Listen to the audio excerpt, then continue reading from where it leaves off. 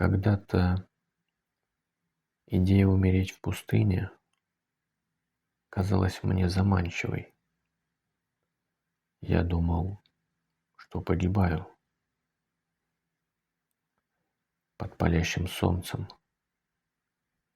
что я остаюсь на милость пустынного ветра, который со временем заметет мой труп, что остаюсь на корм всяким пустынным тварям. В итоге что-то случилось, словно перемкнуло, какой-то механизм сдвинулся, и из изможденного скитальца, готового умереть, я превратился в скорпиона.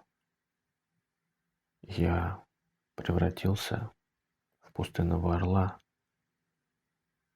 и, наконец, в самый вольный ветер. Я стал тем, для кого пустыня родной дом. Теперь мне не нужно бояться умереть здесь. Теперь я хочу жить здесь. Всегда. Теперь, наверное, пустыня моя тюрьма, а я ее узник. Можно ли быть узником собственного дома? Я не знаю.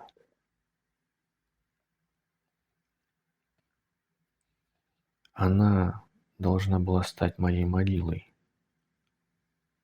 но стала моей колыбелью,